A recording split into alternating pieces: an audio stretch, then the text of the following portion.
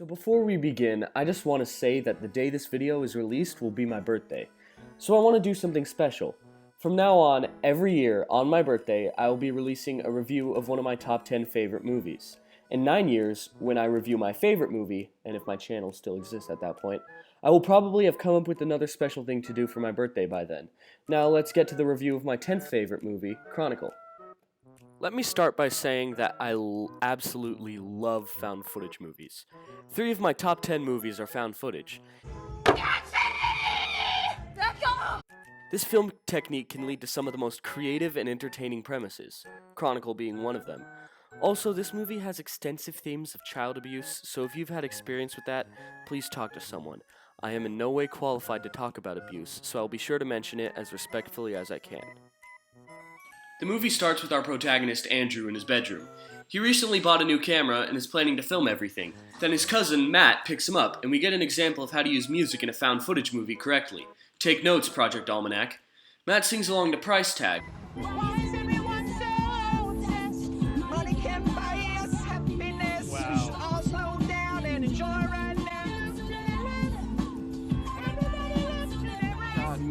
Stop.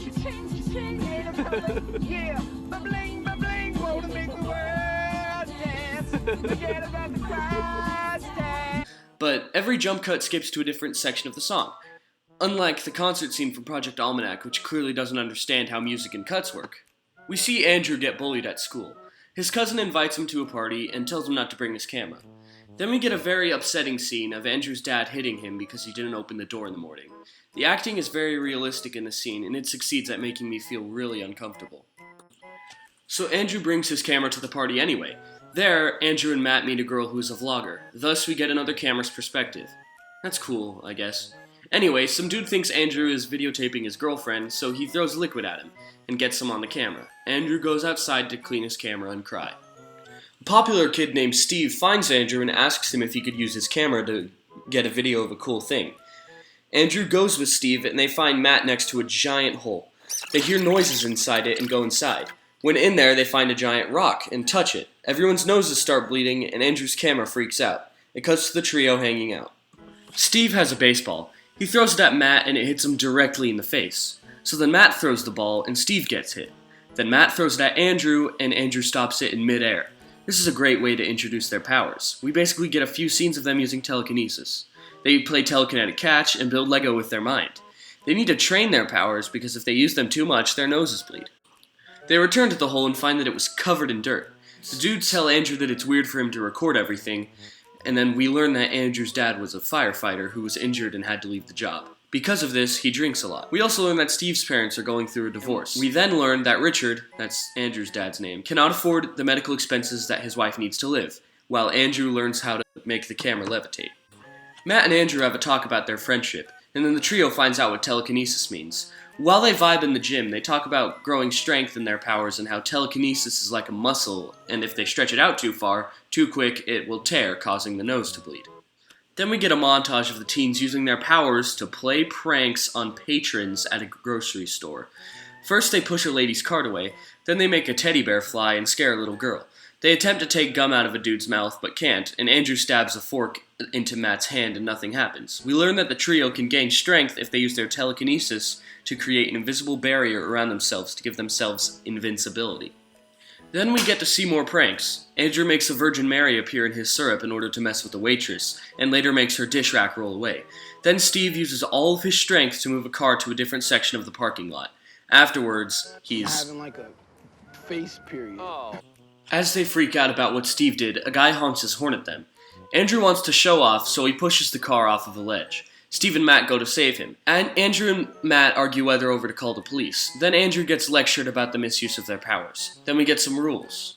Rule number 1, no using it on living things. Rule number 2, you can't use it when you're angry. That's it. Rule number 3, I don't think we should be using it in public or telling anybody about it. Steve tells the boys to meet him at the dump, and he teaches them how to fly. It takes them a while, but eventually they do it. The teens are ecstatic. We see them flying through the crowds at high speeds. They've basically mastered the art of flying, and are now playing catch miles above the earth. A plane flies past them and they start falling, but Andrew catches them and slows down their fall. Then Du Bois have a sleepover at Steve's house and they talk about how great the day was and how strong their friendship is. It's a very sweet moment. Also, Andrew wants to go to Tibet. So Matt leaves to go give his crush some money for charity. She tells him to mail it himself. He apologizes to her and says he's cool now. She rejects him. Steve and Andrew then talk about his superiority with the powers, and we get an amazing shot of the camera levitating around the duo. The two bond over serious conversations about life and the Space Needle, and Steven wants to make Andrew popular with the talent show. So the talent show comes up, and Andrew really feels like he has good friends. He prepares to leave, and he argues with his dad about how he gets to school. Matt films for the talent show and flirts with the vlog girl. Then the performance starts. Andrew puts on an epic talent show with levitation and telekinesis. Everybody freaks out, and Andrew becomes popular. He goes to the after party, and everybody absolutely loves him. Some pink-haired girl flirts with him, and he goes to flex his non-alcoholic beverage pong skills. Matt and the vlog girl have more flirting moments. He says random stuff about philosophy, and he says that he likes her. They leave and have a sleepover. Steve prepares to sneak into the room Andrew's in. Before he can, Andrew barfs on the girl, and she leaves. Steve teases him about it, and Andrew gets angry and makes him leave. Get out! Drew, What's your problem? You think this is funny? No, I'm not laughing. Then we get another uncomfortable scene. All of the scenes at Andrew's house are either really upsetting or disturbing. This is his first instance of breaking the rules. Andrew finds a spider crawling around, and he uses his powers to rip off each of the spider's body parts simultaneously, all while his mom is violently coughing in the background. Andrew's dad refuses to get the mom's pills and instead finds Andrew's camera.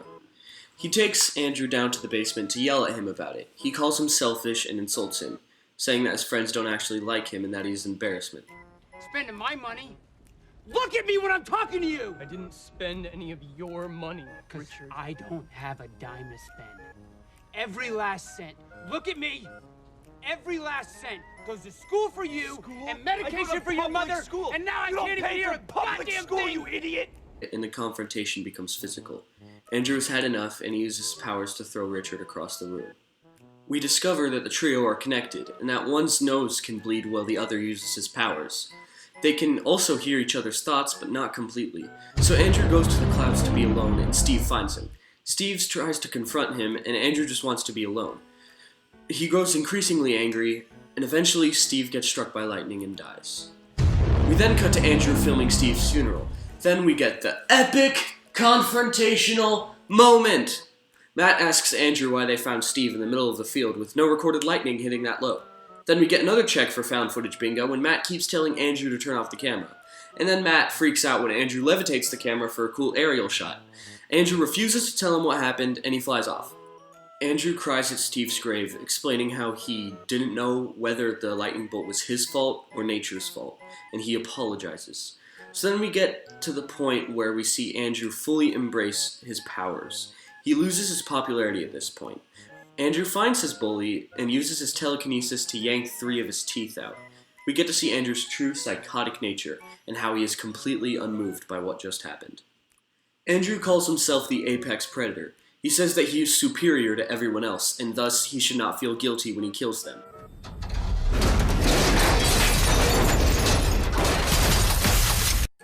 Andrew and Matt get into another epic confrontational moment, and Matt is mad that Andrew is using his powers in the public. Andrew gets upset that Matt is yelling at him, so he pushes him. Matt tries to punch him, but he uses his powers to stop the punch. Andrew can't afford his mother's medication, so he plans to rob some bullies. But the bullies recognize him, so he kills all of them. Then he goes to rob a convenience store. And there's this little thing that it's a blink and you miss it moment, but I just find it adorable that in the security camera footage, you can see Andrew's camera following him. Anyway, it is revealed that the owner of the convenience store has a gun, and he shoots a gas pump, which puts Andrew in the hospital. Richard visits Andrew in the hospital. He starts crying, so you'd assume that he came to apologize for his actions. But instead, we learn that the mom has passed away, and Richard is blaming Andrew for it. He said that he was out looking for him, and that Andrew took him away from her when she needed him the most. He says that it's Andrew's fault that his mother is dead. Despite Andrew being unconscious, Richard demands an apology from him. Andrew grabs his arm, and the hospital windows shatter.